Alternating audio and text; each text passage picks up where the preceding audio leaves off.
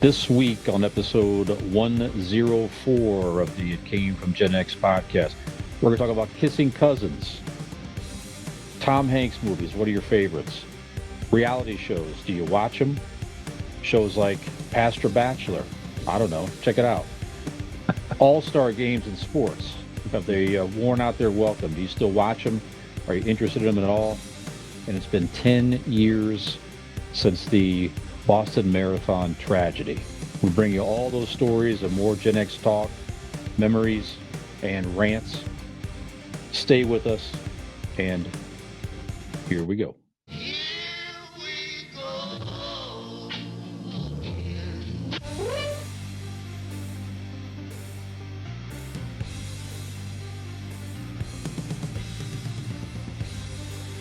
This is an It Came From Gen X video.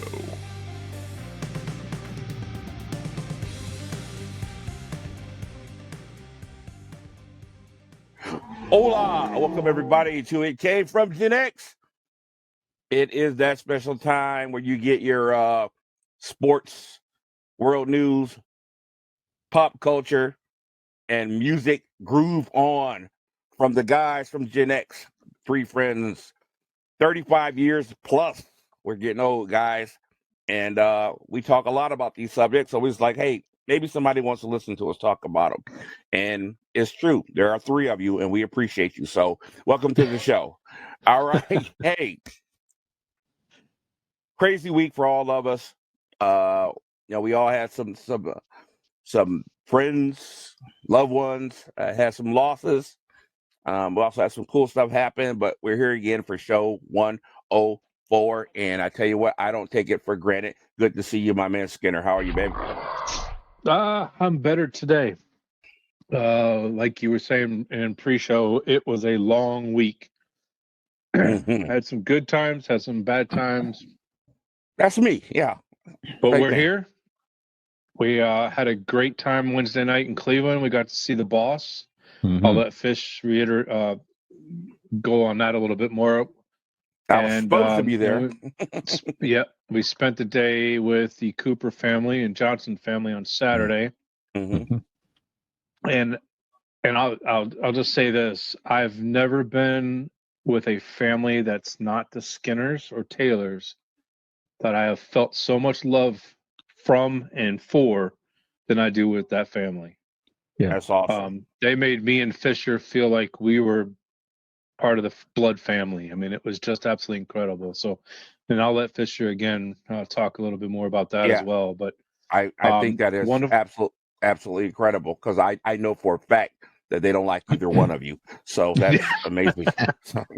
So we finished up yesterday. I had a rough day yesterday trying to get dinner ready for Easter, but got through it, had Easter, good night's rest last night, good day at work today, and here I am with you fools. So all right. Fisher, baby, how are you, man? Doing well, thank you. Yeah, just to reiterate what Skinner said, I bought Bruce Springsteen tickets last year. Allie's a huge fan, girlfriend, and poor thing got sick. She got just couldn't go. So she said, sell them or use them, whatever. So reached out. Skinner was available, and we went up there and had a great time. It just got up there. It was all perfect. We got it. We got up there. We avoided any heavy rain. We pulled right into Cleveland, parked right away. Had to wait for a minute for a table, but we got to sit down and have a nice dinner. And the concert was just great. Neither one of us had seen him before. Right. And everything you hear about Bruce Springsteen is accurate. He just killed it. I mean, the guy's like 70 years old, came out there. Yeah, it's amazing. He looked great, played harmonica. The E Street Band was incredible. Played for like 3 hours. I know. He was at my uncle's house a couple weeks ago, and my uncle was telling me his set list, and I was like, "That man is playing that many songs at his age? Yeah, are you serious? 27, no breaks." And I'll be. Go ahead. No, I was going to say I'll be speaking more on my uncle later, but I was actually going to get sent to that show. They were going to arrange with Bruce for me to be backstage and meet him and all that, and I'll get to the reason why that didn't happen. So, go ahead, bud. That's it. It was just phenomenal, like Skinner said. So we were with the Cooper family, on Saturday. They lost their lovely grandmother 90, 94 Skinner, I Yeah, think. 94. 94 Yeah. years. Yeah. And I agree with things we said. That family has always made me feel welcome since I was a kid. Yeah, me too. Just very, it's just a lot. My family is. I don't have a big family. They don't really get together Mm, like that, and just it's always just nice being around all those folks. So our yeah, hearts go out to them and during their time of loss. But it was a lot of nice fellowship and quality time with everybody there. So that's yeah, good. yep. So and here we are. Yep, here we are, show 104. I got to have a long conversation with Coop the night before.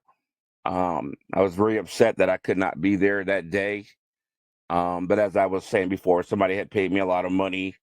A dear friend of mine who I had not seen in years. I really can honestly say I don't know if I would have got through college if it wasn't for him. And his oldest daughter was getting married, and he wanted me to do the photography, and it was a 9-hour affair. I'm really paying for it in my body right now. But I got to talk with Coop that Friday night, and then you're right. That's I call his mom Mama C. From the day I've met her in 7th grade, they've just been family. That's who they are. So I'm glad you guys had an amazing time there. Skinner nailed it. A lot of good, a lot of bad this week. I'm not going to even dwell on the bad, but Tuesday night I got to go to my first concert with my son ever. We saw the band Polyphia. If you haven't heard them, Google them. Google the song Ego Death. And I tell you what, man, you've never heard anything like it. The show was not anything like I've ever seen. I've been to tons of concerts.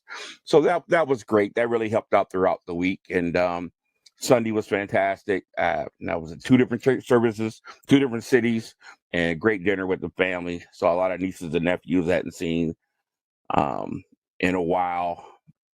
It was kind of difficult a little bit. Tomorrow is the 1-year anniversary of my mom's passing. So there were some tears, here and there, but it was a nice time. So, all right, guys, let's get this show cooking. Fish, tell them where they can find it. All right. So you might be listening to us on demand wherever you listen to podcasts. You can be found on all major podcast platforms: Apple Podcasts, Google, Spotify, Overcast, etc. Wherever you listen to podcasts, simply look for the It Came From Gen X podcast. Give us a follow or subscribe for free. And as we publish new episodes, they will pop into your podcast feed free of charge. You might be watching us on our YouTube channel at It Came From Gen X or on the Boss Code Media TV network. You can find them on your smart television or portable device. Pull them up, download, subscribe, and we're on there with other creative content on our very own channel. All links to all social media can be found in 2 main places to keep up with us. Our Linktree page, simply Google Linktree. It Came From Gen X. It's simply a page with links to social media where you can listen to us, etc. And our website, if you go to one place, go there. It came from genx.wordpress.com. All show information's there, links to new episodes, bios, videos, our merch store, ways to sponsor the show, all that good stuff is there. And if you would be so kind, if you do anything at all, just to like, share, follow, subscribe, rate, review, all that good stuff, like you would with any show that you follow, helps others find us, helps us grow, and we appreciate your support. Thank you. Yeah, that is definitely an understatement. We really do.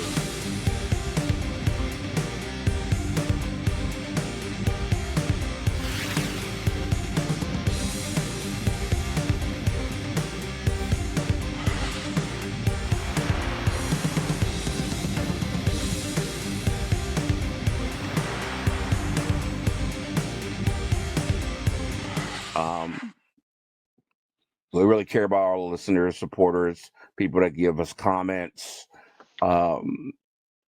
Just makes the show what it is. Oh, so I had an interesting day last week.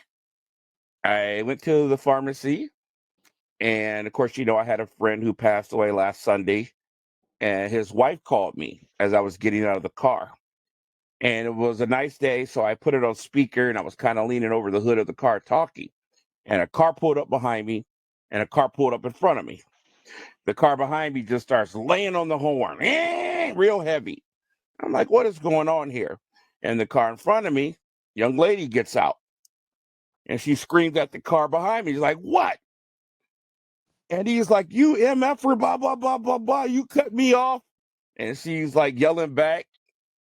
But then he gets out the car, pretty nice sized guy, and he's just going at it with her, man, calling her every name in the book. And you can tell he was kind of drunk, and he gets closer and closer. And I'm like, let me call you back. So I'm just kind of standing there in the middle of this, right? And he's drawing closer to her, acting real violent. And I'm like, I should probably grab my bag out the car. So I did. And then I walked up to her and I said, ma'am, how about we just go inside? Just walk away from it.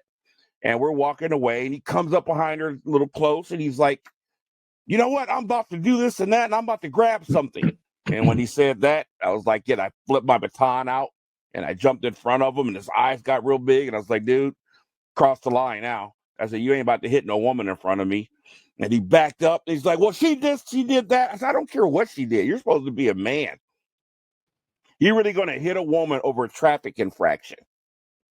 And he's just standing there looking stupid. I said, that's what you're really going to do right now. You want to put your hands on a woman, but you actually said that you were about to reach for something. You're going to grab a weapon for a 5'3" woman over a traffic infraction. And it worked out so awesome. He backed up. We went inside. I got a hand clap from the ladies watching. And we talked inside the pharmacy. And I said, don't go out there till I walk you to your car. She's like, well, he's gone. I said, no, I bet he's not. 2 minutes later, she looked and she said, how did the police get here so fast? So she goes outside. I get my stuff. I go out, and this cop's walking up to me, and he's like, hey, can you tell me what happened? And I told him. And he said, well, you know what? I don't blame you. I keep my baton right here, too, because you never know when you're going to need it. And turns out the cop was her nephew. Yeah, and the reason why he got there so fast, he was sitting on the hill. And another cop down the other end of the parking lot overheard the fracas and radioed for him to come check it out. And the girl mentioned that the guy was drunk and shouldn't be driving. And of course, the guy was still sitting there in his car. And when he heard that, he jumped out of his car and locked it and tried to walk away. But I'm pretty sure he caught up with them. I just gave the girl my phone number and took off. And she actually called me yesterday. So I got to get off this show and call her back. Oh, my. Yeah, it was pretty exciting. But he's not just a global podcast celebrity, ladies and gentlemen. Local hero. I'm a Local protector of hero. women. If we may say, yes. Yeah, that's right. We want to hear more about the story as it progresses. Yeah. You want to get me riled up, man. I'm not going to take abuse of women, elderly, or children. That's where I draw the line at right there. So, yeah, only All people we abuse are our listeners. well, yeah, that's different than each other. Mm-hmm. Yeah, well, that's true. Yeah, Certainly each other. Yes. Hey, Skinner, how about some world news, baby?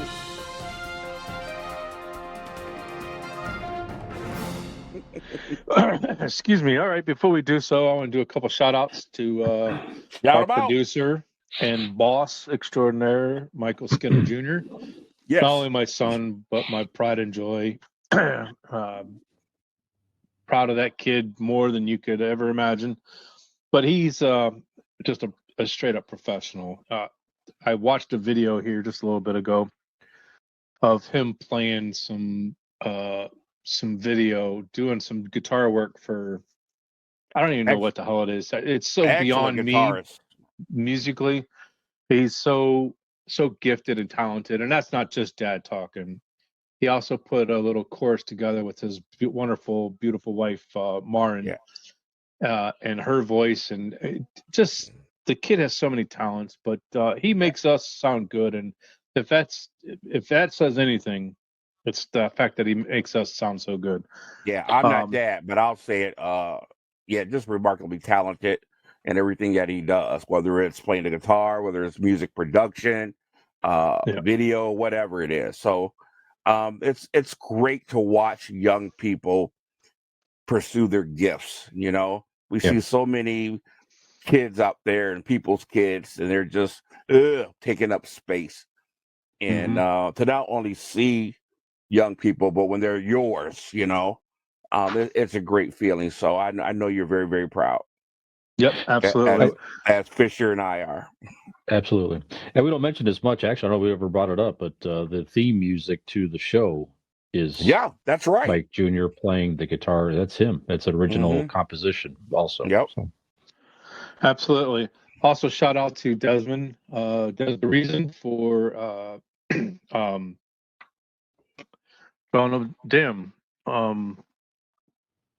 complete drawing a blank here. My goodness. Or something. B.O.S.S Code Media. B.O.S.S Code Media. Why did that just leave me? It happened to me before too. It's going to be one of those nights, but no, thanks to him and all he's done for us as well. If you've not checked him out, please do so. B.O.S.S Code Media on all platforms, Apple. You won't be disappointed. And check out the song Exodus on YouTube by Des the Reason. Yours truly has a little cameo there at the end. So yes, that is not my cup of tea of music, but that song is pretty spectacular. So yeah, I love that. The words. All right, fellas. Killer. Are you ready? I'm ready for something. I have one story, and I'm just going to read the headline. All right. Couple with 3 kids finds out they're cousins after taking DNA tests 10 years into their marriage. She says, I was in shock. Uh-huh. Let that sit for a second. He says, I'm fine. I'm ready to roll. A married couple with 3 children discovered they're cousins after taking a DNA test to learn about their family tree. Skinner.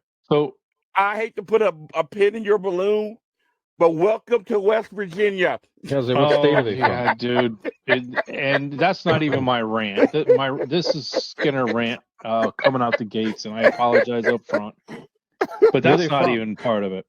Where are they from? Selena Quinones, a realtor from Colorado, shared the news in a TikTok video that has been viewed 4.5 million times since it was posted in early March. Wow. So what are the people, one of the couple? The Selena is the wife of the couple. So there's a lot of negative comments. It's horrible, Selena tells them. People keep asking, why would you do that? Why would you post this? But I take everything with a grain of salt. I'm a realtor, so I'm used to getting badgered all the time. So I'm like, there's nothing. I'm a realtor. That's right. They're they're known for their badgering. What does that have to do with anything? Just after a few months of dating, Selena married her husband Joseph in July of 2006. 2 of their families met then. No one suspected they were related. We didn't think about it. I never saw her at family reunions, funerals, or weddings. They made the discovery when Selena began piecing together a family tree and then took a DNA test. I ordered the test. They came in, and sure enough, we did our swabs, put them in the mail, and off they went. Then we got the results, and I searched the family tree, another part of the search, and saw him pop up in there, and I go, oh, no. After reading the results, Selena admits she began doubting whether her and Joseph should be together. That's Uncle Rudy's son. Don't worry about it. It's not a big deal. Just brush this off. It's only blood. What do you? Are they like third cousins, or does it say? Or it says she doesn't know what degree she and her husband are related. The DNA test indicated between 2nd to 7th cousins. So the closest relative they could potentially have in common would be a great grandparent. Okay. Jeez. All right. So. It's possible to have extended family out there that you don't know about. Yeah. Let me go first here. So hold on. Let me finish. Okay. Let me finish, and then you guys have free reign because I've been stewing on this story for almost a week now, and Marcy's over here laughing because she knows what's coming. Let me ask you a question: have you and Marcy done the DNA thing yet? Because have me and Marcy done the DNA test? No, I guarantee there is no family relation. So you've got this tree and you're doing some things and something sparks in your mind that, I should probably do something. So then you go ahead with that notion and you get this damn test. You take the test, it comes back and pow, it hits you in the forehead. Why in the hell do you go on TikTok and announce it to the freaking world? This Big is time. not some 20-year-old kid. And they have Or kids, some right? teenager that can't stay off TikTok. This is some 40-something-year-old who's had a family for 15 years, and you're going on TikTok to announce to the world that you're an idiot. Why? That's my question. Why the hell did you do that to begin with? Man, that's a great Isn't question. this something that you keep to yourself and shut up and don't say anything to anybody? Well, hold on. Yeah, you do, but the whole thing is why you keep it to yourself. In this incident, particularly, they got children. 3 of them. You have opened your children up to a lifetime of ridicule. Oh, I didn't even take the kids into part that gets consideration. me. Yeah, if it wasn't for the kids, I'm like, you know what? This ain't the first time this has happened. I mean, and not just thinking, we don't want to just stereotype like hillbillies or whatever, but the royal family's known for that, keeping their bloodline pure, So whoop-de-doo. But you just open up your children to a lifetime of ridicule, social media abuse, and whatever. And that's the part that gets me.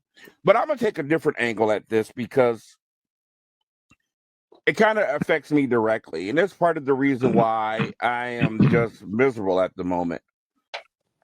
I was married for a while, my first wife, mother of my child.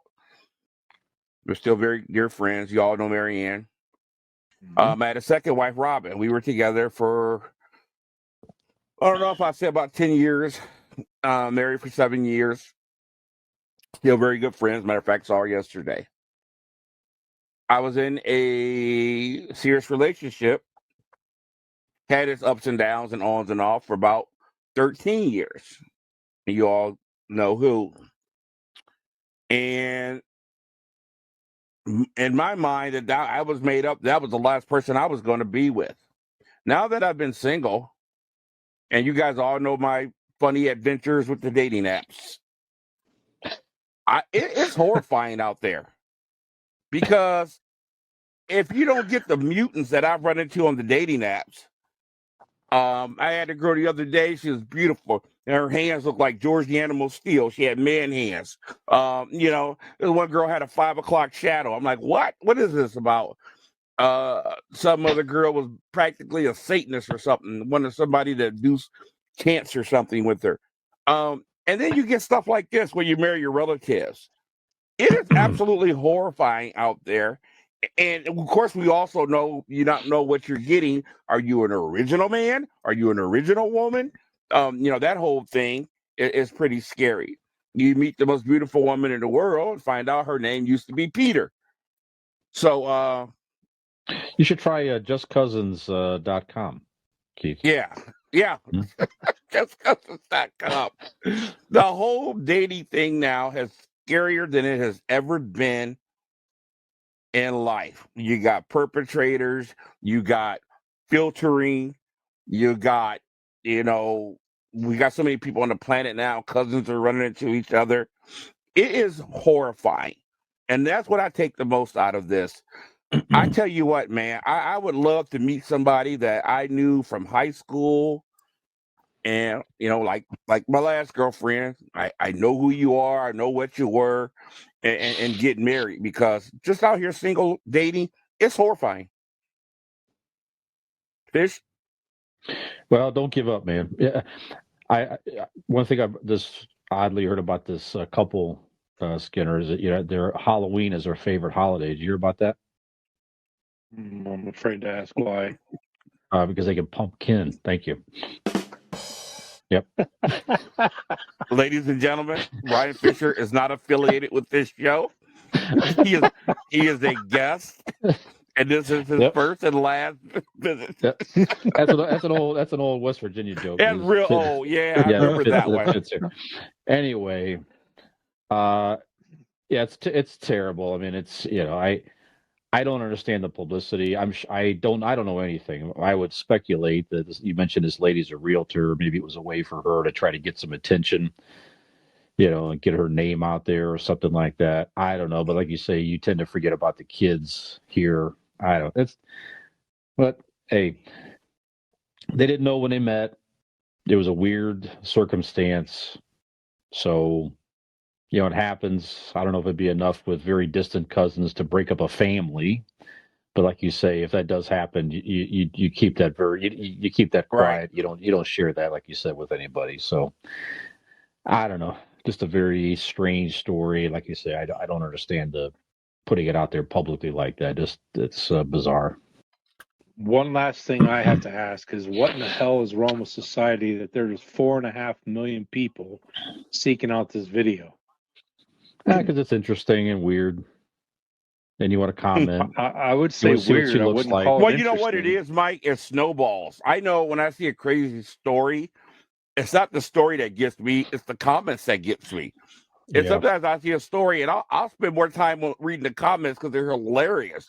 And that's what snowballs that makes I can't even imagine some of the stuff we'll say. You probably got idiots on there making pumpkin jokes and stuff like that. Yeah, that's terrible. It's tasteless. All right, fellas, that's all I got for tonight.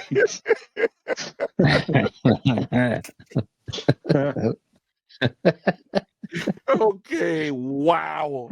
All right, I might like kissing my cousin, but I'll close the deal for you on that house. Yeah, there's something there. We gotta work on it. Listen, I don't want to go too far into this, but every last one of us got a cousin that we were like, wow. Oh yeah. Every last one of us do. So let's. Yeah, but if you know ahead of time, it's like you steer clear, But obviously they didn't. But it's weird. I'm just gonna become a monk, man. I can't. I can see this show's gonna steamroll downhill from here tonight. This was so much easier when I used to hang out in bars and stuff, man. But now that I don't, it's like I don't meet nobody. Okay, all right. Well, maybe you gotta start hanging out with the family more, or something. I don't know. Okay, all right. Okay, guys, let's get to some music and sports.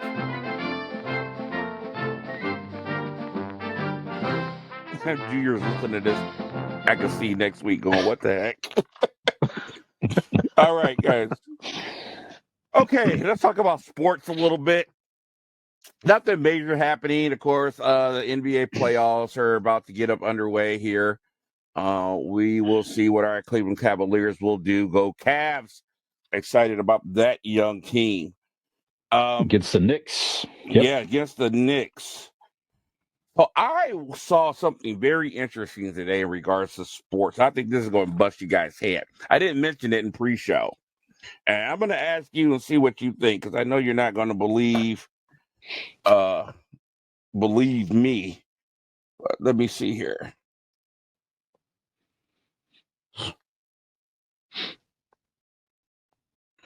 Let me see it pull up here. All right, guys. If I were to ask you, what were the top 10, you don't have to name all 10, but the top 10 sports ranked by viewership. What was your top? Sports in general? Yes, any sport. Okay. What would your top ones be? Go ahead, Fish. I'm going to guess soccer might be number one. Uh-huh. American football. Mm-hmm. Yeah, think about that. Golf. Mm-hmm. Baseball. Okay. Basketball, of course. Okay. I don't know how many that is. That's about 4. That's good. Okay. 4 or 5. Right. That's good. And we're at the top 2 the same. I'd guess the same. What about you, Skinner?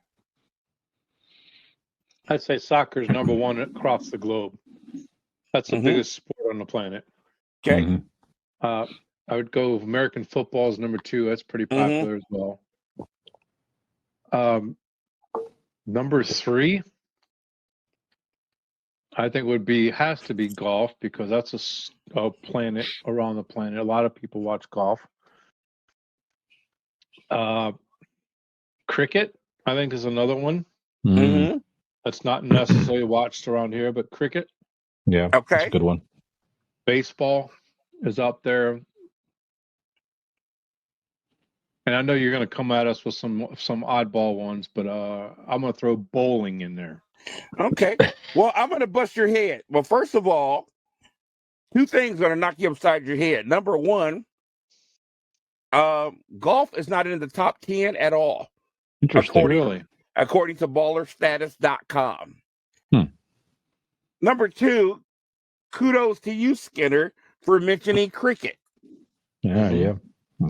Okay, according to ballerstatus.com, number 10 is rugby with 400 million people. Yep. Now, this is the one that blew my mind here. Way down at number 9 is NFL. Okay. Really? Well, 410 million people. I thought NFL was number 2 easy, like you guys. Well, globally, it's maybe not as popular then. Right. Yet. Number 8 is baseball with 500 million. Global sport. Yep. Now, this is what just busts my head. Number 7, above the NFL, above Major League Baseball, table tennis. I can see that overseas. 850 million people. Yep.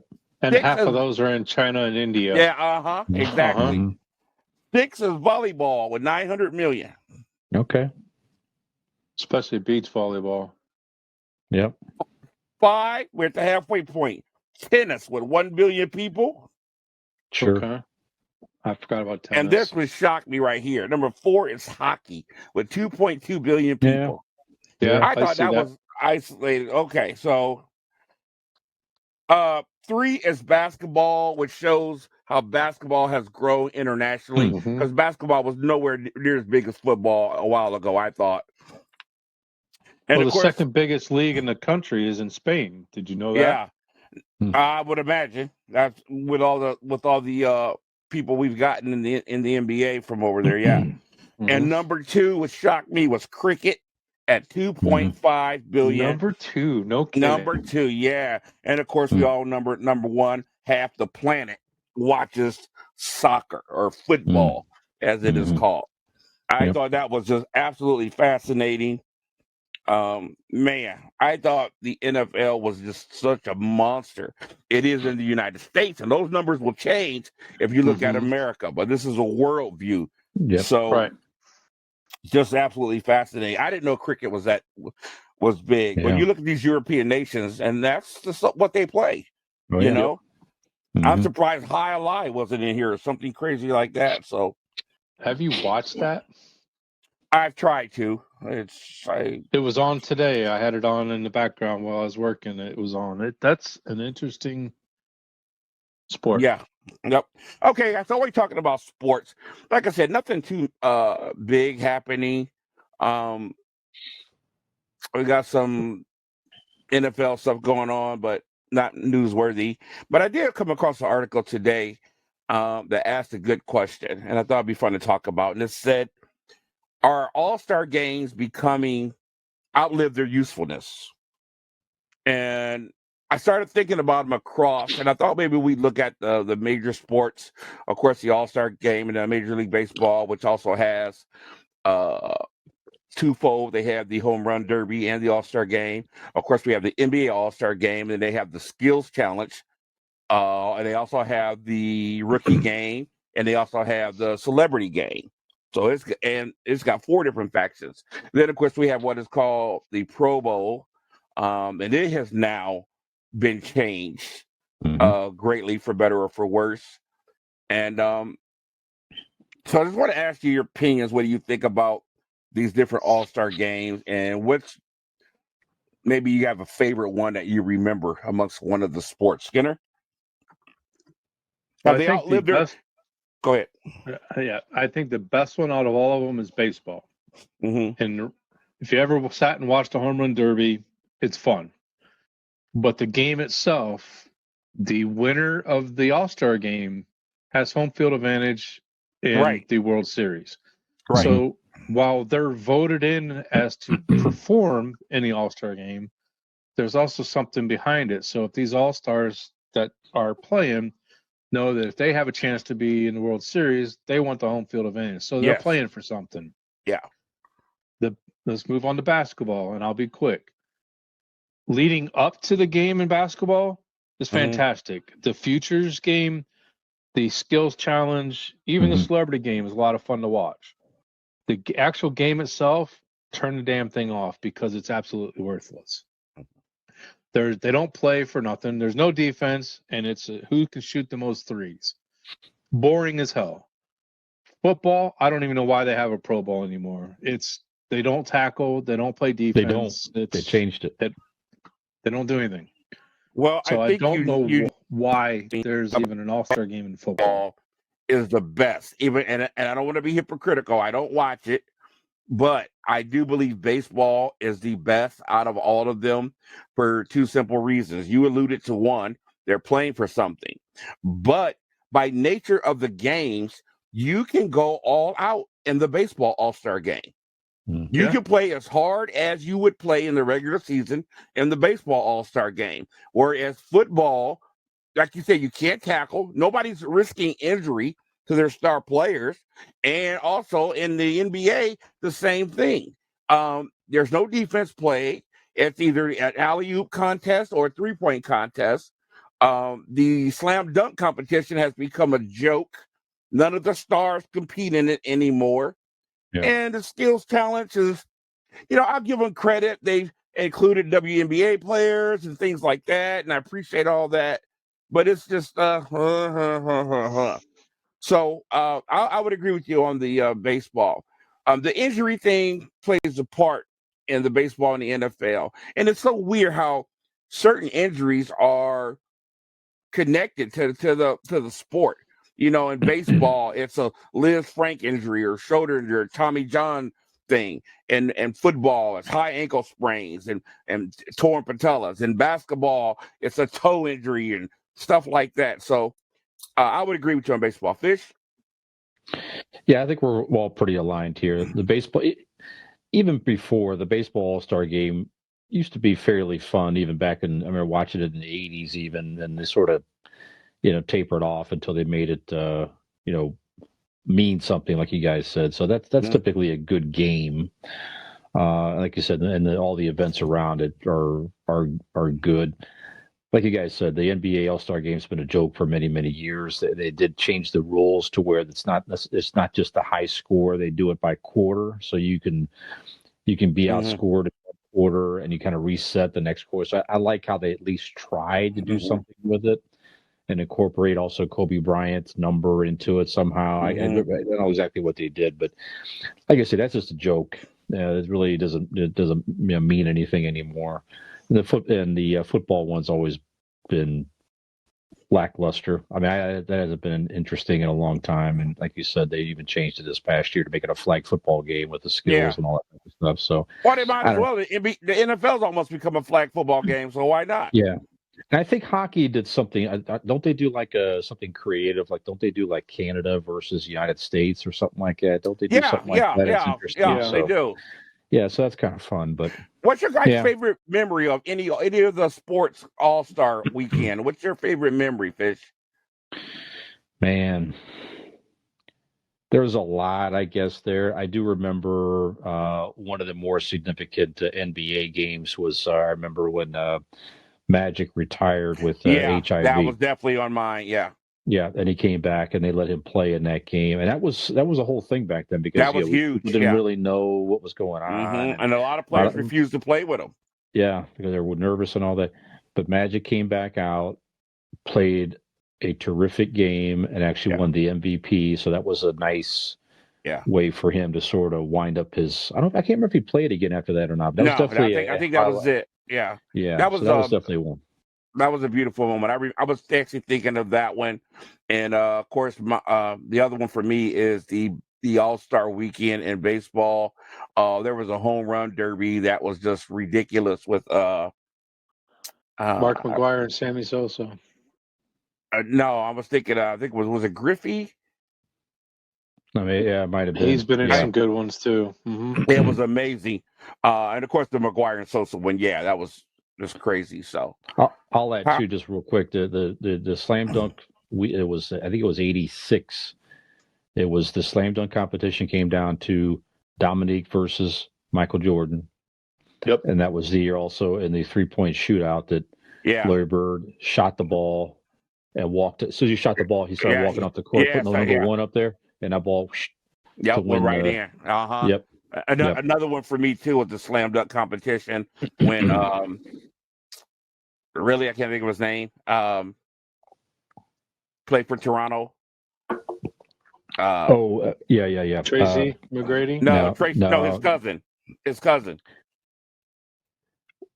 Man, he just showed out. Man, it was just unbelievable the things he did. Yeah, stupid. We can't think of his name. He had one of the I know, longest right? NBA careers of all time. We'll look it up here. Go ahead. We'll look it up. Yeah, but he did things nobody had even thought about. He did the dunk. Vince Carter. Vince Carter. And, there you go. And he That's did the it. dunk where he put his whole elbow down into the rim. Yeah. Unbelievable. That was so much excitement. There were some great ones. I'll even give what's his name? He's light skinned with the freckles. He jumped over the car. He tried to make it exciting too, but those were good. How about you, Skinner? What's your favorite memory of All-Star weekend? Mine, I think it was 1997 All-Star game. It was in Cleveland, Ohio. Sandy. Hometown hero Sandy Alomar Jr. hit a 2-run homer to win the game. Yeah. Mm-hmm. That was the year that we went to the World Series against Florida, and of course we lost it. What a great team that was. Lost it in the 10th inning against Miami. But yeah, the chills that he sent up and down, that was cool. Especially Cleveland fans, of any fan of baseball. That was such a cool baseball team. Yep, the 95, 97 teams were really good teams. Fun to watch. Okay. But yeah, that was my favorite moment of all All-Star games. All right. Okay, thanks guys. That's all I got for sports. All right, moving on to music. All right, a couple of things this day in music. I came across in 2005 was the final episode of the Osbournes. One of the first, if not the first, reality show where the cameras were, on a family. You got to see how they lived, allegedly, and all this other stuff. Man, we thought Ozzy was weird before. This kind of confirmed. I don't want to be mean, but his kids, they looked when they were younger, they looked a little strange. Jack was he looks like that kid who's up in the attic, creating bombs or something. His daughter was wild. The Osbournes, huge hit. So, question for you. Did you watch the Osbournes, number one? 2, do you like reality shows? And 3, if you do, which ones, which kind, and just your overall thoughts. Fish? I maybe watched one episode of the Osbournes. It was an interesting idea. I saw one episode. I felt like I got the gist of it. Ozzy's a normal father, kind of a crazy guy, but he loves his family and all that. So that was kind of interesting to see some of the behind the scenes stuff. But I felt like I didn't need to really watch it to understand, again, what was going on there. My favorite reality show of all time, this is many years ago, and I got into the show. If there was one show a week I would watch, if I only had time for one show, this was the show that I would watch. It was a whole thing. I'd plan, I'd record it, sit down, stay out of my way. It's time for Rock of Love with Bret Michaels. You guys remember that show or not? No way. I love that so much. At least you didn't say Flavor of Love.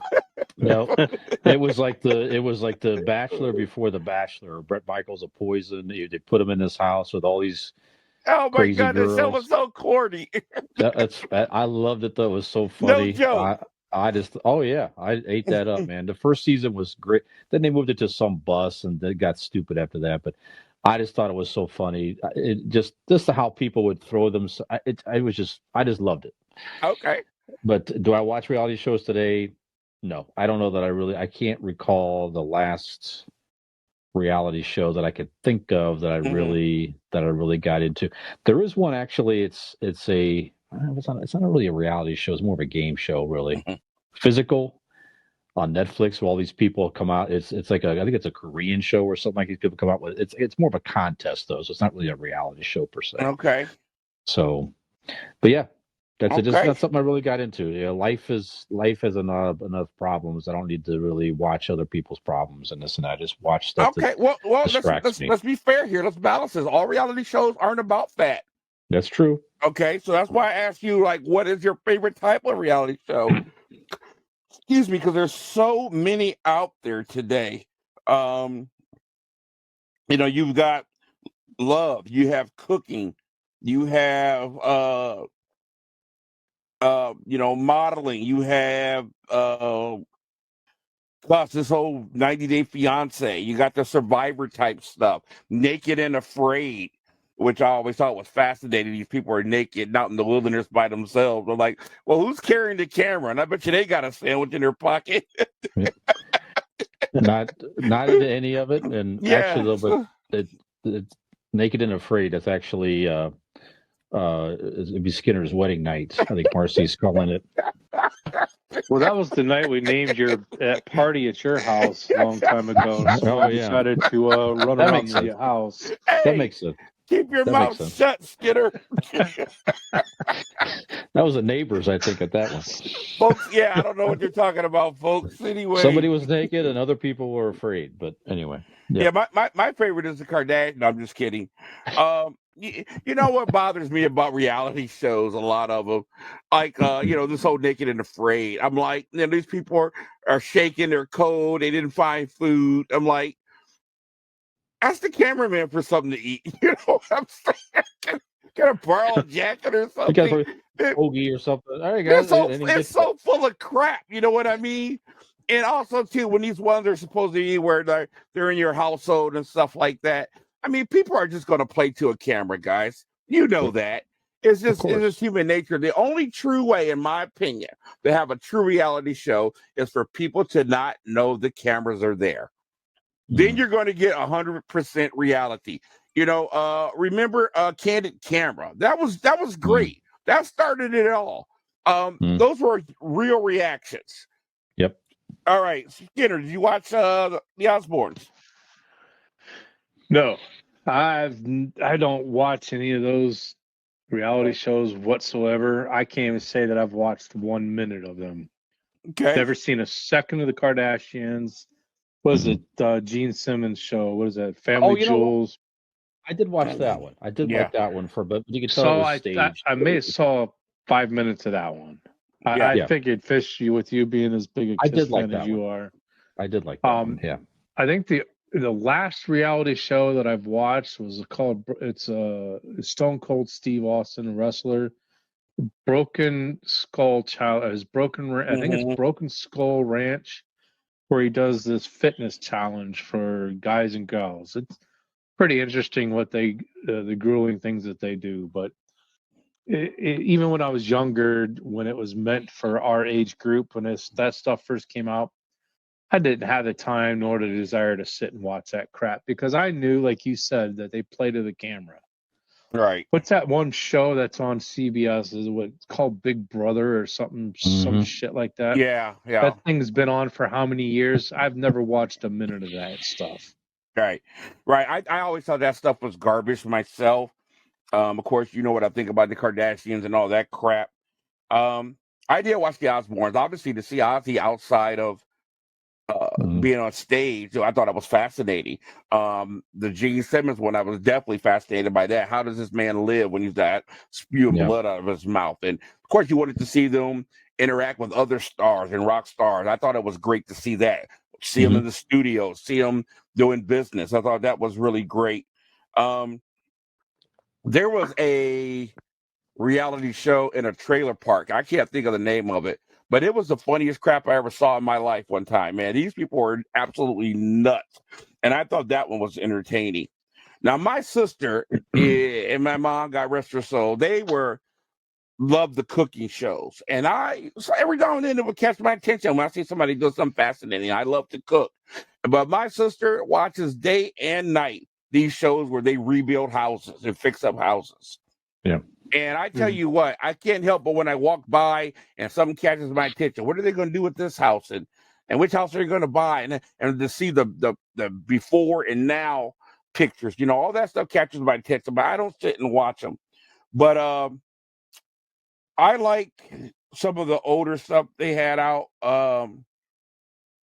Of course, all this dating stuff and young people on the beach trying to find love, all that stuff is crap. Bachelor Dad, The Bachelor. I find all that stuff to be garbage. But I do like the things where they're building things. I like the ones where the people in Alaska. That is fascinating. See how they live, out there in these little remote towns, and they have to have so much food and stuff caught before the winter season shows up. And it's like winter every day out there. All that stuff was fascinating. Ice Road Truckers I thought was cool. But there's no real show that I watch. Oh, I got to catch this show. And I got to say this. I hated American Idol when it came out. There was a season or two where I watched to the end years ago, got away from it. The last couple of seasons right now, in my opinion, is the best combination of hosts. I never would have thought that Luke Bryant, Katy Perry, and the legendary Lionel Richie, they are hysterical together. They are awesome together. Katy Perry gives herself to that show. She looks fantastic every night. She's got a different wig or hairdo. She's different outfit. She looks amazing on camera, but she is not afraid to fall on the floor, roll on the ground, climb on the table. Lionel Richie is just the coolest dude ever, and Luke Bryan is hysterical. I've been watching that, and there's been some amazing singers on there. They had the daughter, what's his name from the Eurythmics on there? Dave Stewart, his daughter. Oh, wow. He played guitar while she sang. Oh, man. Yeah. And one guy was on there the other night, and guess what he sang for his audition? Lightning Strikes Again by Dokken. Really? He made it. It's been the coolest season I've seen in a long time. So I like that show, and I do like the voice. I don't catch them. I don't watch them purposely, but if my sister's watching them, I do enjoy watching them. So you know what, you mentioned that I didn't put those shows in my head, but I didn't see last season. I got behind, but I do enjoy America's Got Talent a lot. Yeah, I love America's Got Talent. And another good one is actually you could get Shark Tank as another reality show if you put it in that. That is another terrific reality type show. I think that's an interesting show too. Only thing I don't like about America's Got Talent, I think there should be no singers allowed on there. I'm with you 100%. Yeah, that's too many other singing shows. I want to see it. I want to see the magicians and all that, the daredevils and all that. Or something you've never seen before. You know what I'm saying? I don't understand that. You know, all those singers don't win normally. I will say that the singers don't normally win that show. There's a reality show that's not very well known. You guys might have heard of it though. It's called Porter's Dating. I was gonna say, hear me out, Keith. Yeah. Pastor Bachelor. Master Bachelor. Pastor Bachelor. I think he has something. Bachelor. Think about it. Think about it. You can take that name if you want to. You got something, man. All right. We'll think about that. Pastor Bachelor. That's right. That's right. You know what? We should do our own online dating. Okay, we'll talk. Okay. Yep. Okay, guys, today in music 1967, the great Marvin Gaye recorded I Heard It Through the Grapevine. A lot of people think that was his song, but it was actually originally recorded by the Miracles. Mm-hmm.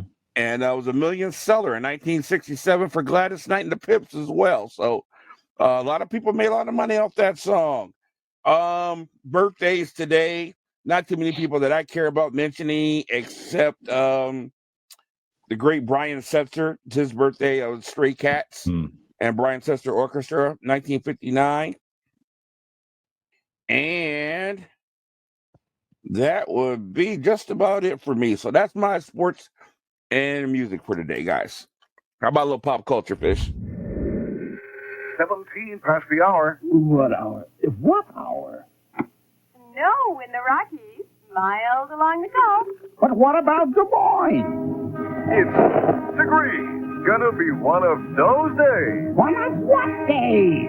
No need to wing it. Call InfoLine for time, temperature, and weather. 244-5611. Thanks, Bankers Trust. InfoLine from Bankers Trust.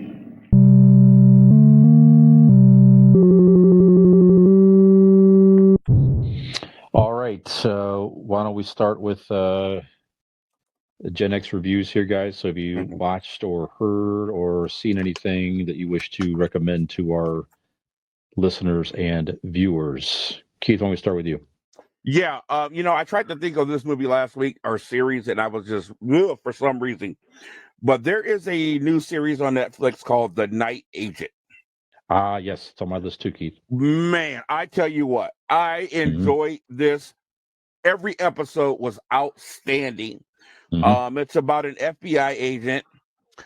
He has a job, maybe considered not the highest job in the FBI. He has to sit in a room and wait for a phone to ring. Basically, spies of the agency call in when there's an emergency, but the phone never rings.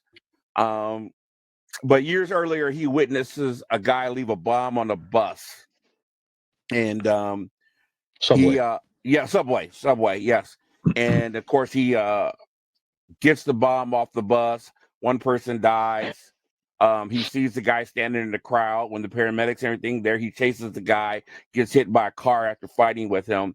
Years later, a young lady's aunt and uncle, who she's staying with, basically, she wakes up and hear them talking, and they tell her people are here to kill us. And they tell her to run and call this number. And she's freaking out, but she runs anyway to the neighbors. The spies kill her aunt and uncle, and she makes that phone ring in that room the guy's sitting in, and he answers it. And I tell you what, an adventure ensues from there, where she's running for her life. He's trying to protect her.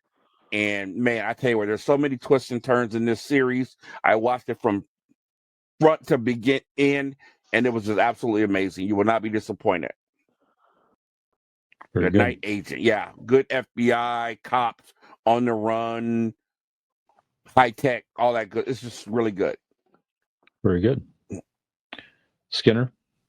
Yeah, I saw the banner for that one, Keith. It's definitely on the list to watch too. Yeah, check it out. In all my spare time that I have, All right, I hear you, buddy. Yeah.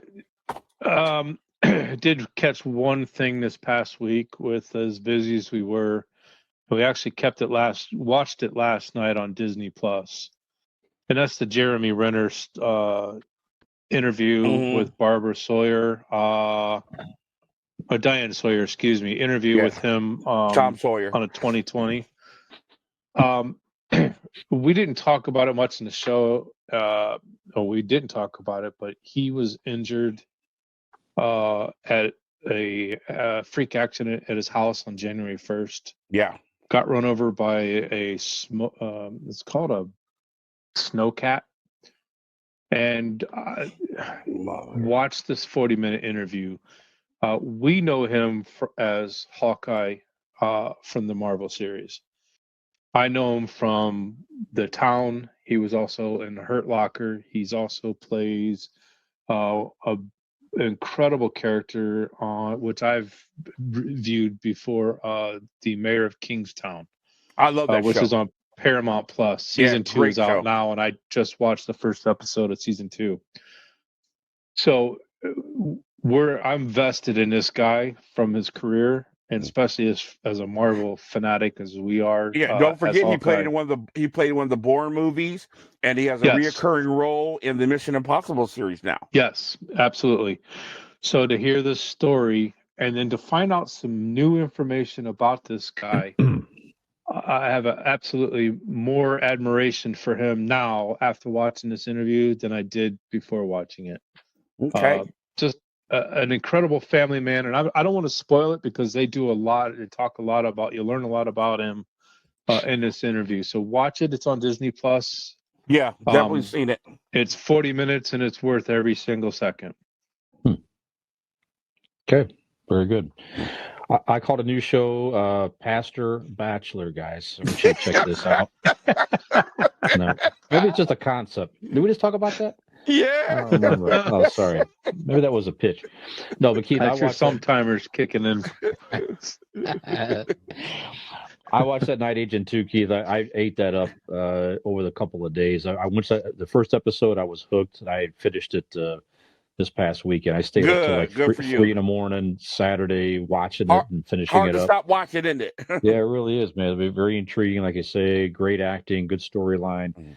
And one thing I like about this too is like, I'm not going to spoil anything, but you see somebody in a, somebody's here, they're involved in some shady stuff, and you don't know who that person is, and then as it plays out, you realize that that's oh my God, that person is is a prominent figure or something like that. Yeah. And that's pretty cool. That meanwhile, people around them are trying to put the pieces together, but you see the pieces unfold.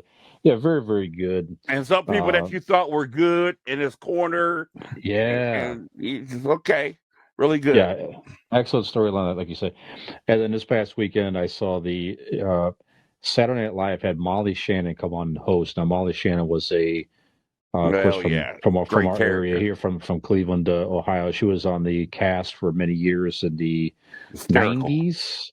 Wow. She was Mary Catherine Gallagher, and she had some pretty prominent characters, but she was awesome. I mean, just one of the funnier episodes. I have to catch that. She is just so good. I've always loved her. Yeah, she's hysterical. Yeah, she's just so good at she plays such a straight character and just never breaks, never smiles. Yeah.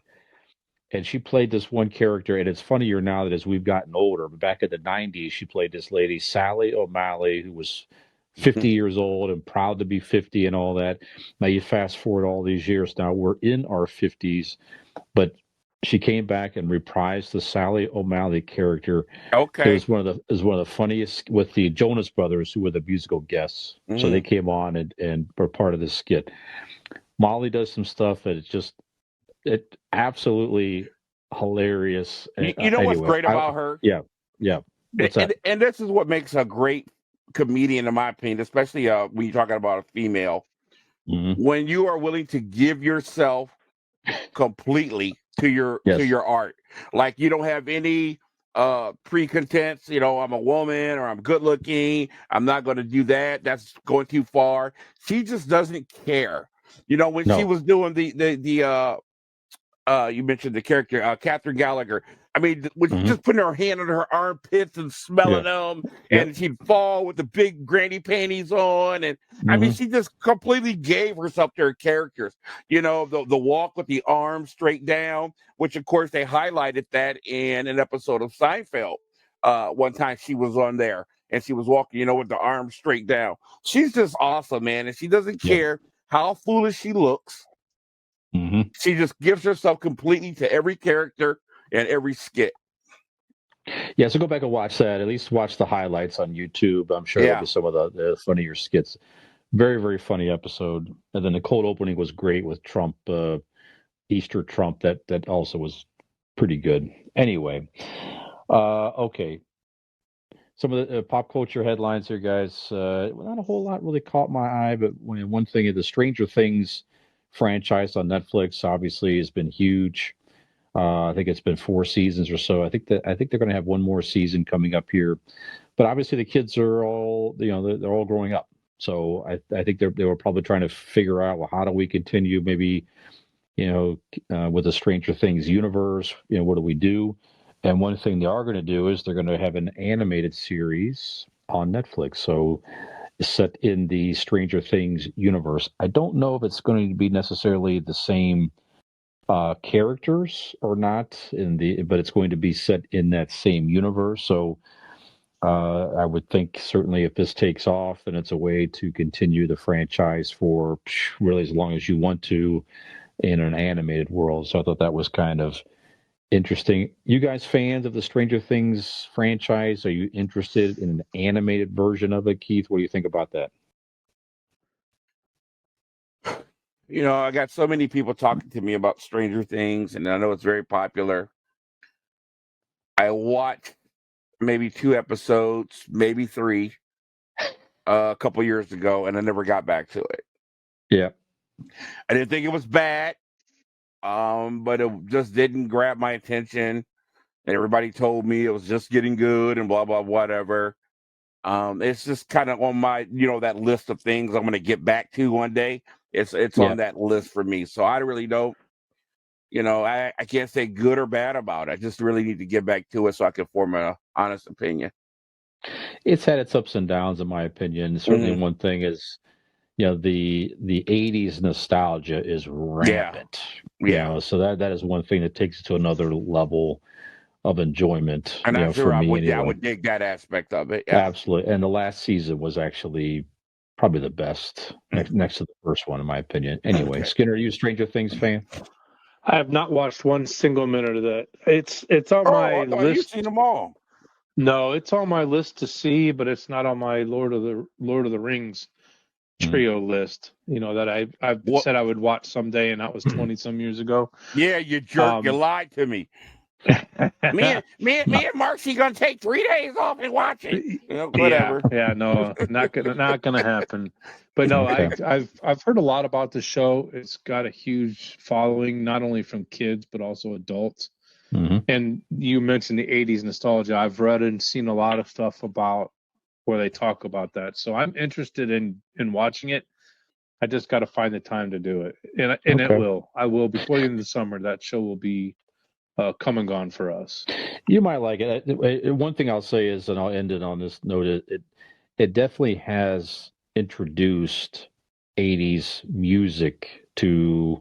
It definitely has bridged the gap with some kids. So this past season, famously, there was a scene where this kid gets up and plays Master of Puppets, and You mentioned that before, a lot of people that never really listened to Metallica got their taste of Metallica, and it was a nice little resurgence of that song. And I think the album from Metallica, to a point where Metallica came out and they took pictures with the kid, and they really kind of tried to build that up on social media, etc., to hang on to that extra attention for a minute. So anyway, all right. You mentioned the cooking shows. We talked about reality shows already. One of the more prominent cooking shows on the Food Network was Valerie Bertinelli. Now she is an actress. Some people know her as she was the ex-wife of Eddie Van Halen, and they have a son, Wolfgang. Of course, Eddie has since passed on a couple of years ago. But she had a show on there for 14 years that was just canceled. I never watched it personally, but I thought, especially since we talked about reality shows earlier, is this a show that you've watched? Do you care one way or the other about her show being canceled? 14 seasons is a pretty good run for any show on any network, certainly. So, Keith, were you did you watch cooking shows in general, and if so, did you ever catch her show or not so much? Well, first of all, I don't feel sorry for anybody who had a 14-year run. That's better than 95% of any show out there. 2, I never knew she had one until you just mentioned it. Well, there you go. I never even heard of it. The last time I seen her doing anything on TV, I believe, was One Day at a Time. So yeah, that's news to me. But cooking shows, it depends which one it is. I like seeing people making different things, interesting things. There was one where they had little kids baking, and their ingenuity was absolutely amazing. Yeah. But it depends what it is, because I like to cook, so I like watching things and learning different things. Sometimes I totally disagree with them. I saw what's the guy with the blonde hair is always cussing people out, and he was showing how to make perfect scrambled eggs, and I'm like, Hell's Kitchen. No, not Guy Fieri, the other one. Yeah, I don't talk about that. I'm like, dude, that is not how you make perfect scrambled eggs. I would eat that crap to save my life, but that's what he said. But depends what the cooking show is. I don't mind them. The one that there were so many of them alike, and 20 years ago, one came out that I thought was different. I thought she was cute, and I watched it every day with the girl I was dating at the time. And that was when Rachel Ray came out. Yeah. You know, I enjoyed that one when it first came out. Yep. Oh, but there is one. Go ahead. She is my absolute favorite. I would marry this woman tomorrow. I cracked my sister up talking about how much she's my baby. I would marry her in an instant. And she's ugly as dog dirt. But this woman is my kind of cook. The Pioneer Woman is absolutely awesome. You gotta be kidding me. That woman can cook. Oh my gosh, I love the way that woman cooks. I love her. I'm so in love with her just by her cooking. Not much to look at, but boy, can she cook. There you go. All right. I never saw it, but I'll take your word for it. Skinner, Valerie Bertinelli cooking show. Well, I've watched a lot of cooking shows over the years. As you guys know, I love to cook. I cook a lot for not only my family, but Yes, thank you very much. Anybody that comes over. I happened to Salisbury watch steak, Valerie Skinners, I'm telling Bertinelli's cooking show within the last week to 2 weeks. I sat there and watched it for 15 minutes, and I turned it off. And then you come up and say that she's been on for 14 years and they're canceling the show, and I can pretty much say I understand why. Kudos, 14 years. You know, no show, any show that lasts more than 3 years is doing good. So for 14, but yep. I don't know how I don't know. Maybe she's done other shows. This one happened to be not very good. But the Pioneer Woman, really? I just listen I hear that woman say 2 words, and I have to turn the channel. How you watch her cook though? I don't care. I can't stand listening to her. How am I gonna watch her? You gotta watch her cook. You gotta watch her cook, man. But she's our kind of cook. I gotcha. But no, I'm a big fan of the Food Network, and I've learned how to do a lot of dishes and a lot of techniques from watching those shows over the years. So, all right, good. The Pioneer Woman. There you go. Yeah, that's my baby. That's right. Okay, so Motley Crue is making the news here. In not such a good way. Not such a good way, right? So they're on another stadium tour this year. They had one last year as well that was delayed for the pandemic. It was delayed for a couple of years or whatever. And they're getting mixed reactions, but that's not the story here. So, we are aware, I believe, that we saw where Mick Mars, quote unquote, retired. Now, he's been a long-time guitar player, original member of Motley Crue, 40 plus years as their lead guitarist. Now, he has some a disease, unfortunately, where it's been very difficult for him to literally move and play and all that. So what we saw in the press was that he elected to retire from touring and step down, and they've replaced him with John Five. But Mick Mars has now stepped up, and he's now suing the band, saying no, he did step down from touring, but he's still a member of the band. That they owe him, they're trying to push him out of a 25% stake in the band. The band is saying, well, you stopped touring, so that means you're resigning from the band, and they're offering him some type of a deal. So this is probably going to get messy here in the course. So if you're a Motley Crue fan or just, interested in the subject in general, so it's something to sort of keep an eye on here. So it's unfortunate. But yeah, so basically he's saying that they have a pattern of gaslighting him and belittling him and trying to kind of force him out. And now they're pulling this basically to not have to pay him and so forth. So he's offered to stay with the band and make music and do studios and this and that, maybe do something where he doesn't have to be on the road necessarily, but he could do something. But just very, very strange. Yeah. So, Keith, what do you think about all this? I find it very confusing. I would like to know the particulars of this because, number one, Mick Mars, first of all, I want to say amazing that he's lasted this long.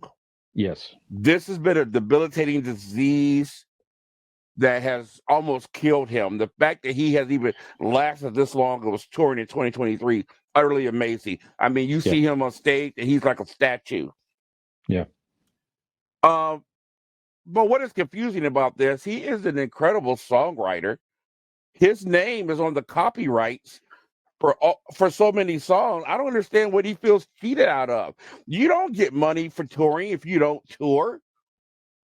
I mean, listen, it can't go both ways. There's bands where the chief songwriter gets all the money from the copyrights, and other band members only make money if you tour. Mm-hmm. So you can't get money from copyrights and then want money for touring, and you're not touring. You can't have it both ways, Jack. You'll get money forever for Motley Crue hits that you helped write or wrote that your name is on. So I don't understand that. Really interesting to see what he thinks he's getting cheated out of, man. There are a lot of bands or the drummer, maybe the bass player, they force guys to go on the road again because they're broke. They need money, but they didn't write the songs. When my band Shadow Play was together, we had a meeting one night and I just said, look, guys, I wrote 90% of the lyrics in that band. Okay. And I told him, I said, look, I love all you guys, man. And I know you guys, we all love each other. Let's not let money destroy us. Let's make up our minds right now that we're going to copyright every song in our 4 of our names, no matter who wrote it or who did what. Because why would I want to be rich and not my brother or sister be rich? But when people get older and big money gets involved, it tears bands apart. That's why Jeff Tate's not with Queensryche right now. A lot of bands have been destroyed because of copyright. Money. So I've seen his name on most of all their major hits. Him and Nikki Sixx. You're going to be rich forever. What's the problem? Very interesting. Yeah, I don't know. I keep looking at the story to get more of the details here, but like I said, I think he's saying that they're trying to push him out of his 25% share in general. So, and I guess they've offered him whatever, including 5% of the tour that he's not on right now. So it's just something to sort of keep an eye on here. And he's also saying that Motley Crue's not even really playing on some of their shows, that it's backtracks and different things. So it's kind of getting a little ugly here too. Oh, man. All them years together and to turn on each other. I hate seeing that crap. Well, and this is sort of a sidebar, but Nikki Sixx came out recently. He's talked about their, it was odd that he did not mention Vince Neil, that they're writing new songs. So he's working with John 5 and Tommy on some exciting things, but Vince's name was not. So now there's speculation that they're going to replace Vince Neil, and it's just a whole messy. Yeah, he can't sing worth the lick right now, and I just got to say this: I could give 2 cents about Mick Mars. He is a bona fide racist, hate monger. So whatever. Skinner, any thoughts on all this, real quick?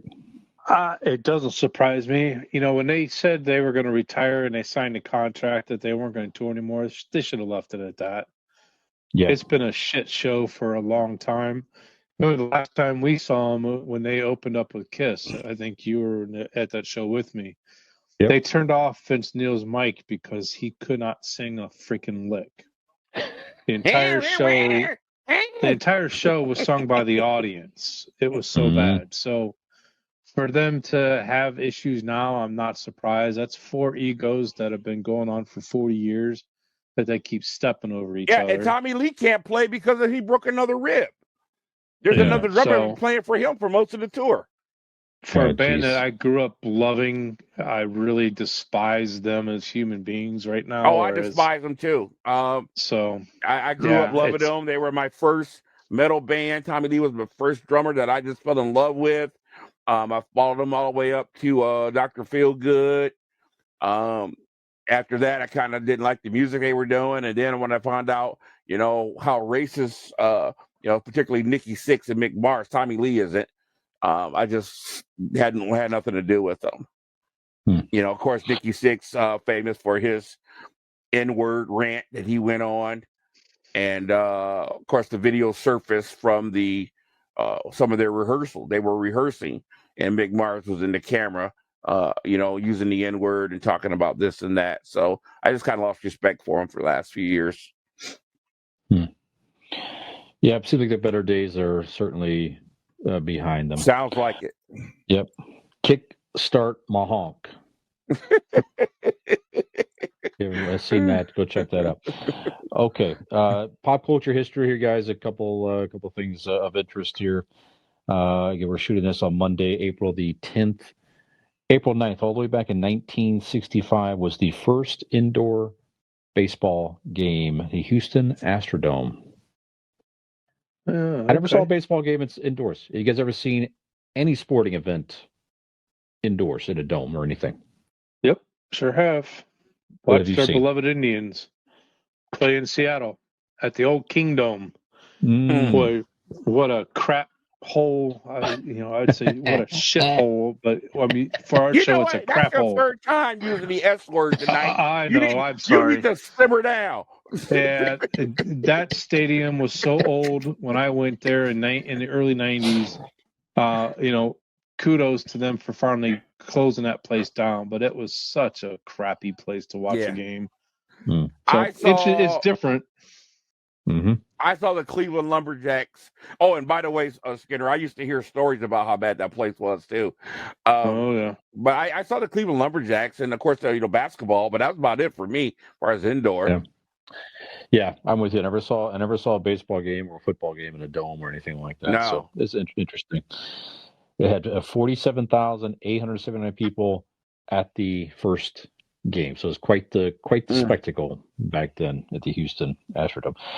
1953 on today, April 10th, in 1953, was the first color 3D film, House of Wax, with the great Vincent Price. Wow.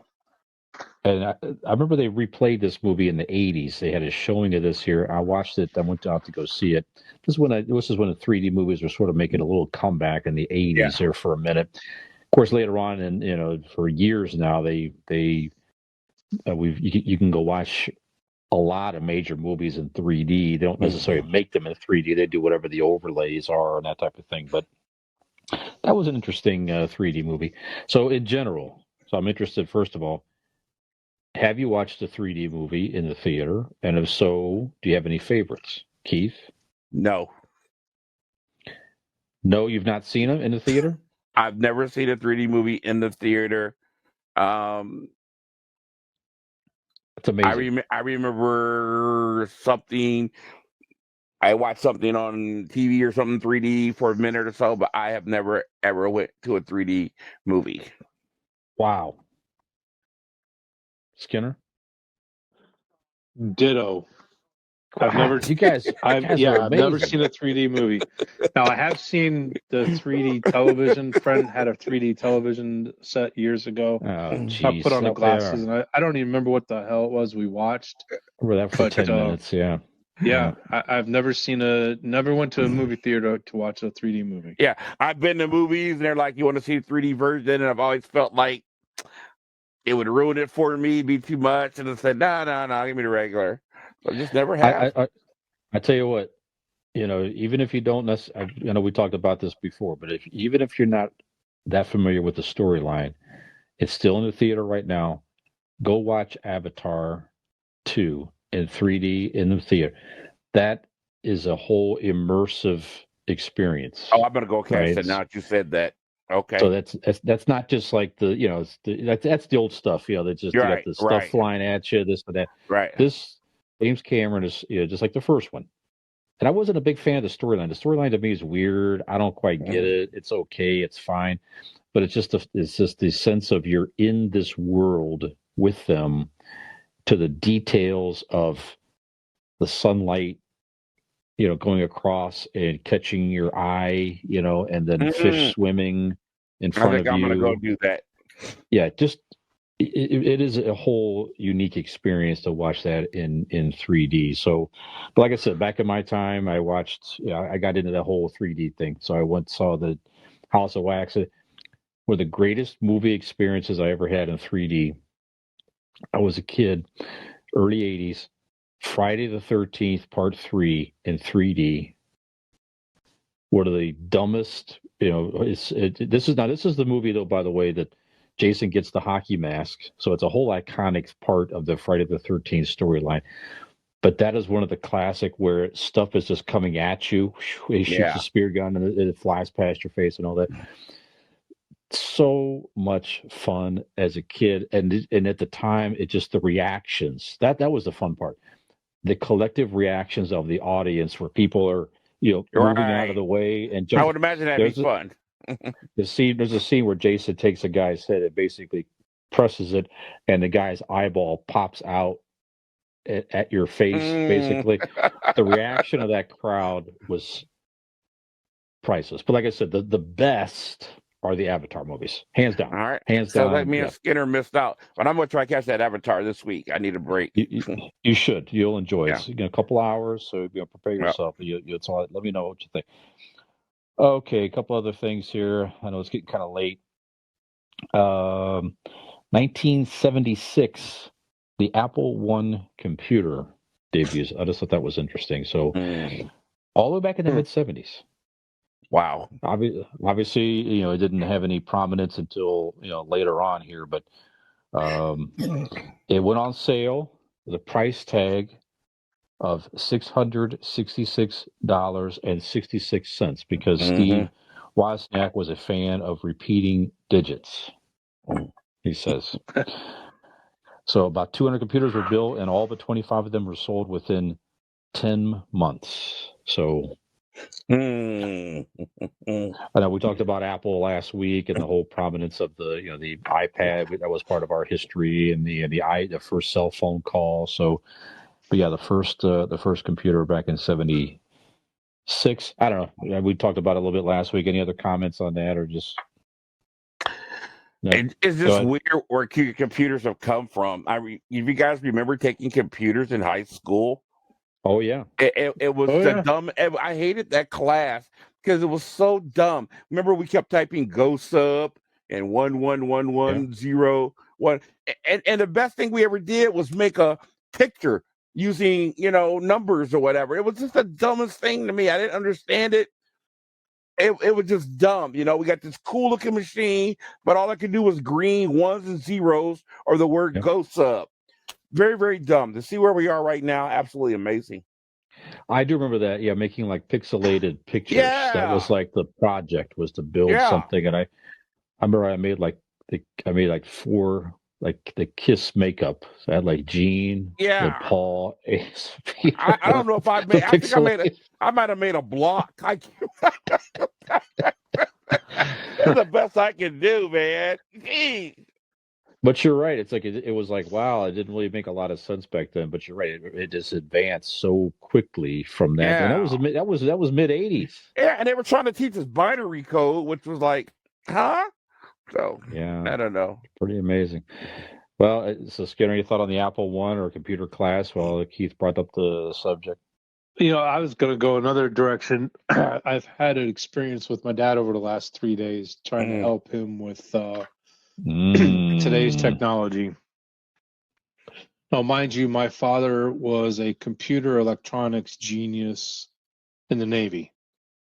Very intelligent individual who never went to college, but he was extremely intelligent. Got the training in the Navy, and he was a computer electronics guru. So that was before computers were on the tables at people's houses. Fast forward to 2023, and I'm trying to explain to my dad how to put an application on his telephone. And it's taken 3 days. Bless his heart. I finally was able to get him fixed today with about the 10th phone call and seeing him twice in person. The moral of the story is when you get older, you do lose some faculties. It's just what happens. Yeah. But bless his heart, he's one of the smartest men I've ever known. And I just sit back and I have to just reflect on, what's happened over the last 50 years. Yeah, absolutely. So my mom's frozen even prior to that. She can't texting. No, nope, forget it. Nope. Yeah, not happening. No. I remember when mom my parents learned how got to their get on first Facebook. computer. Go ahead. Yeah. Go ahead. I was just gonna say my mom learned how to get on Facebook on her tablet, and it was just like a monument achievement around here. We almost threw a Sure. parade. Yeah. Absolutely. Yeah. My mom and dad didn't get their first computer until after I came home from the military, and trying to explain to my mom how to get onto Facebook Yeah. took like 3 weeks Sure. before she This was finally my figured mom's it out. problem, and I mean, till the day she died, I couldn't stop my mom from doing this. I was like, Mom, you don't have to just tap it with your finger. You know, everything was like this. Oh, anyways, but yeah, that's pretty neat. The Apple One, I remember the classes too. That was such a colossal waste of time in junior high school. Yeah. It'll be interesting what thinking about all that stuff, what our kids might need to help us with someday. Although I think our generation is a little farther, we're more technologically savvy than many. I think Yeah, in many you know what it's respects. going to It'll be be? interesting. What's It's that? going to be all that in the air computer stuff. You know, like we saw in Hieroglyphics. Yeah. No, it's called I forget what it's called, but we've seen it Tony Stark and the Iron Man movies, Uh-huh. all in the air. We Yeah, did I in know. the I Tom see what Hanks. you're saying. Yeah. Yeah. Okay. Don't forget the Tom Hanks things. Oh, yeah. So let's just mention that now. So you had saw a movie recently, Key, the Tom Hanks movie. So it kind of brought up Tom. So first of all, what did you see? That was a Tom Hanks movie. Okay, well, I didn't see it recently. I saw it a couple years ago, and then it resurfaced, and I watched it again twice in the last couple of days. Okay, so what did you see? So I wanted to ask you your favorite top 3 Tom Hanks movies first. Right. Okay. Okay. So why don't you give me your top 3? Okay. And I know that's hard. Skinner mentioned how difficult. Well, there's an overall number 1, and then 2 and 3 is mini. Go ahead, Skinner. I'll just start from 3 for me. Is most recent Beautiful Day in the Neighborhood. Okay. Mr. Rogers movie. Absolutely incredible. Saving Private Ryan was my number 2. Definitely in there. Yeah, and of course we know number 1. Number 1's Forrest Gump, hands down. Without question. No question. Yep. Okay. All great stuff. Great stuff. How about you, Fish? I've got Big, 1988. I thought he was great in that classic. movie. We just watched that last couple weeks ago. That was one that really seemed to catapult him to new heights, because he was just great. Again, it was a young kid that became a 30-year-old man, and just it was Tom Hanks being Tom Hanks, playful and just great movie. The whole scene of him dancing on the piano on the floor at the toy store and all that stuff. I got Toy Story in here. I just thought he really was a prominent character with Woody, and just those movies are not those movies without Tom Hanks as Woody. Of course, other prominent voices there as well. I don't have Forrest Gump in my top 3. I got Apollo 13. Yeah. Really? Okay. Forrest Gump's a good movie, no question about it. But I thought he was just great in Apollo 13. I hadn't watched that movie in a long time. Now my mom was here for something. I think she used my washer recently or something like. Anyway, she asked if she could watch Apollo 13, so I rented it. I hadn't seen that movie in a long time, and I kind of caught my eye. I wound up watching it with Mom. Just sat there and watched it, and man, he's so good in that movie. And honorable mention, Bachelor Party. Thank you. I was going to say honorable mention for Bachelor Party. That was just silly, fun, but hysterical. Some of the lines and the stuff they did in that movie. Some of the stuff was just so wrong, but just so funny. I was going to mention honorable mention. Okay. And they still, by the way, if you go watch a baseball game in Cleveland, I don't know if they still do it or not, but they did it for many, many years, to where there's a scene where he hits a tennis ball so hard purposely and knocks the ball over a fence, and he goes, "Yes, Cleveland wins the pennant." Of course, Tom Hanks is from the Cleveland area. Yeah, and they played on the big scoreboard at the ball game. So that's not really one of his best movies. I just thought it was a funny, goofy movie in the 80s. But anyway. Okay. Yep. Well, for me, reiterating what Skinner was saying, it's just really, really difficult. This guy's got such a prolific movie career. I'm going to go with number 3, A League of Their Own. He was Great movie, yeah. man, he was just Mhm. fantastic in that Yes. movie. No Playing crying in baseball. yeah, Jimmy Dugan, some of the classic lines like that, being a drunk. Only Tom Hanks can make a peeing where he's peeing, make a great scene out of that. That was just phenomenal. And of course, number one is obviously Forrest Gump. Um, handful of movies I can name in my life that I sat in the theater when it was over, and I just felt good about life when it was over. It was just Yeah. wow, that was something to see back in the day.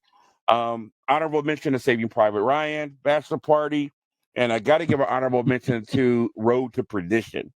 That was a really great movie to see him playing that father, but that gangster. He's a killer. That was just a great movie.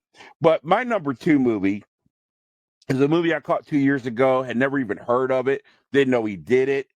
And, it's a true story, but it's called Charlie Wilson's War. Oh, yeah.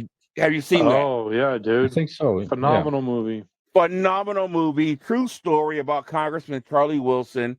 Mhm. There's so much in this movie to take. Of course, it's about when Russia decided to go to war against Afghanistan, and it caught Congressman Charlie Wilson's attention. Of course, we did not want to see communism come that far east. So United States had a stake in this, and he wanted to act, but of course you could not put American-made weapons in the hand of the Afghanis or the Mujahideen, because that would have started a war. So he came up with the idea of finding a stockpile of Russian weapons, which Israel had the biggest stockpile of Russian weapons that they had got from previous wars. And he figured we could funnel the weapons from them to the Mujahideen. We could help them win this war. And of course, the Afghanis did something that had never been done in history. They beat the mighty Soviet Union in a war. And Charlie Wilson kept telling everybody, listen, if you just find a way that they can shoot down these helicopters, you can win. Julia Roberts was in it. She was fantastic. Ned Beatty was fantastic. And one of my favorite actors who just passed away recently, the great Seymour Hoffman, he was Mhm. unbelievable in this movie. He was a CIA agent getting money from Congress to accomplish this. They had a $5 million budget. Charlie Wilson doubled it to $10 million, and when he found out that it was a joke, he ended up getting $500 million to funnel weapons to Afghanistan for them to win. But so much was in this movie to take away from it. It's a true story, and Seymour Hoffman was trying to tell him a parable throughout the whole movie. He finally told him the parable at the end. He said there was a Zen master in a village, and a 14-year-old boy received a bike for his birthday. And everybody said, how wonderful. And the Zen master said, we'll see. Well, the boy broke his leg on the bike. The horse. And he broke his leg on the horse, and everybody said, how horrible. And the Zen master said, we'll see. And then, of course, when all the young boys had to go out to war, this boy couldn't because his leg was broke. And everybody said, how wonderful for him. And the Zen master said, we'll see. Basically saying for every good thing that happens, something bad can come of it, and vice versa, and vice versa, vice versa. And even though that we gave them that money, they won the war. We stopped communism from coming that direction. The question was, where did all that money go? Where did $500 million of aid, weapons, and training go to? And we basically funded and created the Taliban. So, great movie, man. If you haven't seen that movie, watch it. It's outstanding. And it's Very hysterical, too. Yeah. Yeah, he's really evolved into one of our American treasures, if you will. As Yeah. far as prominent actors, and Yeah. just seemed like a very likable guy, and he Yeah, still could make he's fun one of of the himself guys that and I everything. always Yeah. hoped I didn't hear no garbage about. I don't want to hear no Yep. scandals come out about him because it would just break my heart, you know? I remember during the pandemic, it was like he announced, this is early on, he was one of the more prominent figures that announced that he had COVID, him and his wife. And for a second there was like, damn it, you can't take Tom Hanks. Yeah. Well, Yeah. yeah. Tom Hanks They were better in be Australia okay. when Yeah. it happened. We'll That's we'll right. It give was you three shooting a movie. Kardashians. That's right. we're willing to do some trades here, but Yeah. obviously he was okay. There's real Yep. quick. There's one other movie I wanted to talk about. It's not a very common one, I don't think, but it's Captain Phillips. Oh, great He did movie. it Yeah. back in 2013. Another true where story. Pirates in Ethiopia. Oh yeah, good movie. Yeah, if you've not seen that one out there, folks, it's one that you need to watch. He was absolutely phenomenal in that one as well. Very good. All right. Okay, so April 15th, guys, a couple significant events happening here. First of all, Hey, Fish. Yep. Just real quick, Go ahead. Charlie Wilson's War is now on Netflix. Okay. Okay. There you go. All right. Okay, so tune in next week for the Tom Hanks fan hour. Yes. Yep. Actually, we'll blend it with Cage in a Cage. I was about to That's say what we'll Nicolas do. Cage week coming up next. Yeah, we'll just blend the Tom Hanks fan hour with Cage in a Cage next week. There you go. Yeah, April 15th, back in 1947, Jackie Robinson became the first African American baseball player to play in the MLB for the Dodgers. So obviously, want to pause and recognize his accomplishment. Anybody have anything to say about Jackie Robinson, Skinner? I know you're a big baseball fan, of course. Yeah, he changed the face of baseball. No other way to put it. He put baseball is the way it is today because of him. Absolutely. Keith? Maybe my most respected athlete in all of sports, and of all sports. Yeah. And it has nothing to do with his athletic prowess, but what that man went through, what he put up with, Yeah. the courage. I don't even have the words for it. The Martin Luther King of sports, if you will. But I don't know, like Skinner said, I don't know what baseball would have been had not been for Jackie Robinson. Just unbelievable. Yeah, you're right. You're right. The determination of a man like that to know what he would have to do, but to fully focus on people after him getting opportunities. Yeah, it was his drive is pretty amazing. Obviously, one of the best players that ever played the game. Yeah. On top of that, so. Not a baseball guy, but love Jackie Robinson. Yeah, absolutely. And then 10 years ago, guys, it seems it's time just continues to fly on here. 2013 was the Boston Marathon tragedy, April 15th. So, most of us certainly remember the tragic events. I mean, somebody's set a bomb in the crowd. Mm-hmm. I don't. Let's see how many people. More than 260 people were wounded. Only, 3 were killed. So very lucky that it wasn't a much more tragic event. And then so there was a chase. They did catch the guy, and he is arrested and in jail to this day. Yep. So, I mean, obviously, I'm sure you remember the event here, but Skinner, do you remember hearing about this? What do you think about this since? Any thoughts on the Boston Marathon terrorist attack? I remember like it was yesterday. I mean, it was a pretty significant terrorist attack on our country. Next to 9/11, that was the most biggest one, obviously. There's a movie that's called Patriots Day. Mark Wahlberg, John Goodman are in it, and it's based on the Boston Marathon tragedy. We could go on about Mark Wahlberg and his career, but he played a pretty incredible role.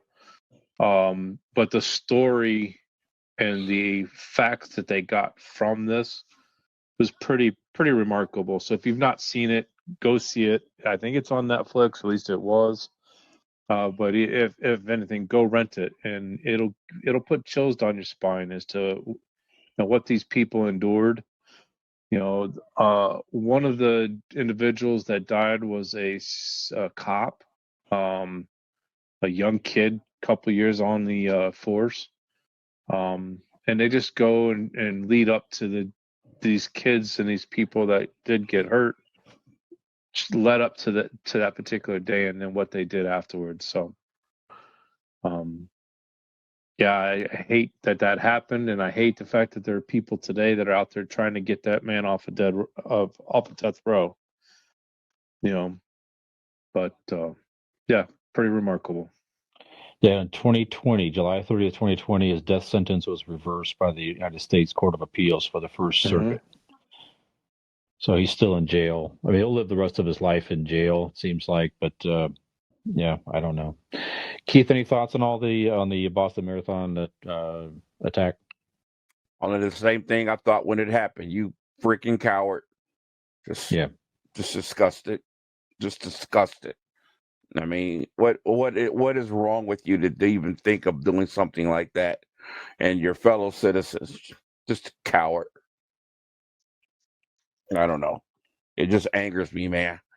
And I just remember having the fear. I don't want to say fear, but the thought that, man, I hope this doesn't become a trend. I think that's what everybody was afraid of. We started to see more and more terrorist acts on our own shore for the first time in history. Obviously we saw the World Trade Center. We saw the Boston thing, Oklahoma City bombing. And I remember thinking, man, is this where it's going? Hasn't been a whole lot since, but I was just angry and still angry. Yeah. It's I share the same feeling certainly, and it's just I don't know. We get into a whole lot of stuff with this here. It's just more and more common in this country anymore. Like there was a shooting. Was it today or yesterday in Louisville? It was this morning. This morning, I think 5 people were killed, something like that. So. Yeah, the employee of the bank. Yeah, 23 years old. Employee of the bank who did it. How can you be intelligent and together enough to get a job at the bank at 23, but so mentally fragile that you would kill people? Yeah, I guess they put it on live out there, virtual telecast. So yeah, I don't know. Sick people, it's a sick thing. I mean, I remember going back to the Boston Marathon. I remember the next they had it the next year. People came together, and they're not going to let. I guess that is one thing about if there's anything with this. I mean, Americans are going to think we're going to continue to show we're not afraid. We're going to continue to live our lives and look out for each other the best we can and all that stuff. But yeah, just a terrible, terrible tragedy, certainly. So a lot more people could have got killed there. So at least they did catch the guy, I guess. Okay, well, I hate to go out on a somber note, but that's what I got here, gentlemen, from pop culture history this week, and I believe that will bring us to the end of episode 104. Keith, any announcements or anything before we wrap up, sir? Well, yes, in 2 weeks, come on out to Lose on Lincoln Way in Massillon, April 21st. BPM will be performing. That is myself, Eric Brook, and Al McKenzie. Should be a great, great show. We haven't performed together since last year. Of course, Al McKenzie is in the world famous band Firehouse, and we will be at Lose April 21st. And to the coward who stole the work truck and tools of my singer in the band Rock Generation, Pat Moran, whoever you are, you're a coward, and you better hope I don't find you. Terrible. Told us, took his truck, all his work tools, everything. All right, well, you can find me on the Convincing Idiots podcast, pop culture podcast with friends Dean and Nick every week where you listen to podcasts. YouTube at Convincing Idiots, Bosco Media. Find us out there. And I'll also be, I'm hoping to make appearances on Pastor Bachelor. You will, hopefully, for sure. Coming up here. It's in development. You will. It's in development. Yep. And then to make I think it's my, it'd be 24th appearance in a row, I believe, on Cage in a Cage, if I'm not mistaken, go. or something like that. So you can find us out there. Very limited streaming, but we're out there with Skinner. So, Skinner, any announcements before we take us out, sir? Nope. We've got a venue and we've set a date. We were able to sync everybody's calendars to a date for me and Miss Marcy to. We use the term shotgun wedding, although she's not pregnant. But those that know Mama Didi, her Marcy's mom, please say a prayer for her. Absolutely. She, as we discussed before, she suffered a minor heart attack and then a week later had a stroke. And it's doing a number on her. So we chose to move our wedding date from 2024 to a date here in the future. I will keep that.